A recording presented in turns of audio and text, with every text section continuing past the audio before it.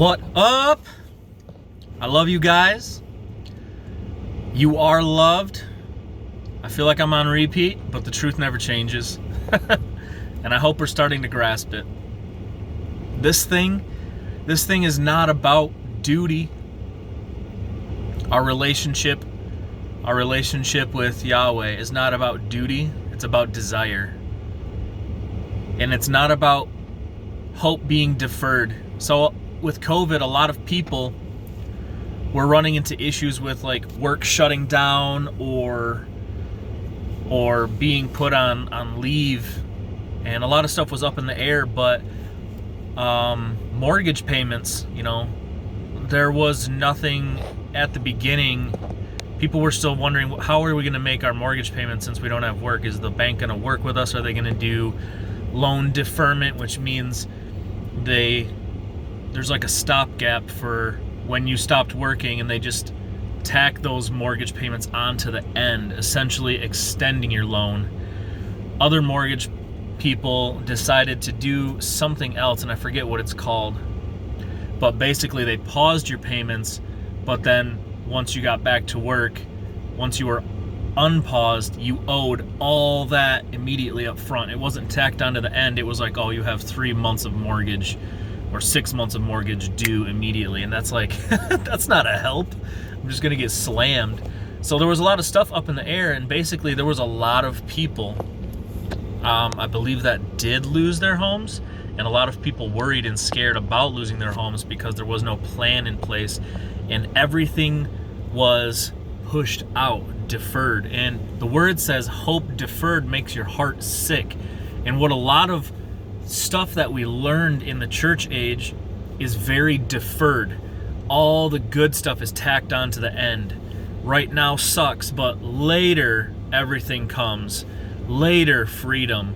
Later super holy. Later super righteous. Later a saint. Everything was just later, tacked on to the end of this salvation thing. Absolutely not. Salvation is the thing. And so it's just amazing as we walk with Papa to realize everything that we were told, everything that I was told that would happen later is actually in process now. So everything is immediate, not deferred.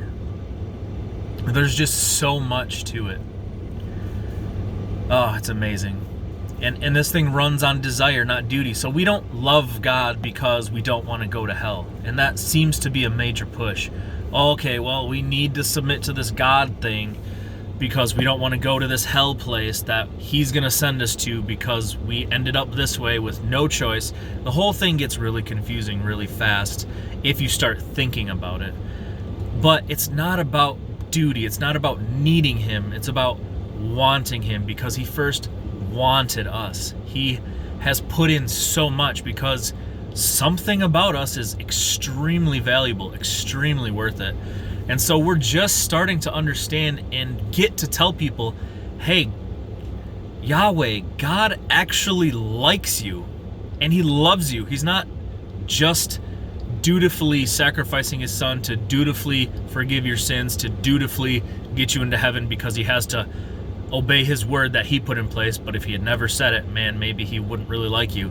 No, he desires you. This whole thing is desire driven. And so I'm going to get a little bit graphic. I remember Dan Mohler one time talking about when God was creating Adam and Eve. He says, marriage is about desire and two people practicing giving themselves to each other, not demanding things from each other. So the way that Mohler puts it is, God didn't create Eve because Adam had an erection and he needed something to do with it. He created Eve because that's the foundation of the kingdom, is relationship, serving one another, working with one another, synergizing with one another. And it's just this amazing thing. This relates with us and Yahweh, with our wives, our husbands, and our children. It's all about desire. It's not about fulfilling duties. If you're going through a duty life, it's you're going through a lot of duty, a lot of doo-doo. You're just doing the things you need to do because that's your job. It's just all law and doo-doo and garbage and duty, and it's just blah. It's desire, it's heart motive, it's it's intent, it's your will, it's who are you, what are you. So, oh, and the sun is shining, so I'm just kind of really jacked today. So I hope you're having an amazing day, and I just want you to know God really likes you. Like Yahweh really likes you. He likes you. He made you the way you are. You're not perfect yet in manifestation, but he made you a certain way to be perfect, to be filled with his glory, to be a certain thing that he loves. So I can remember one time I was thanking God. I was like, man, thank you so much for this amazing family I don't deserve. And I was starting to go down that line of thought, like, wow, you're just so good to me, I don't deserve it. And he stopped me right there and he said, who told you you don't deserve it? And I was like, wow, this is like either or like a really selfish, like demonic thing happening, or I'm being corrected because something's wrong in my thoughts. Be transformed by the renewing of your mind. So I'm like, I don't know, I guess just law of reaping, sowing and reaping, and all the stuff I've done in my past. I don't deserve the kind of relationship I have.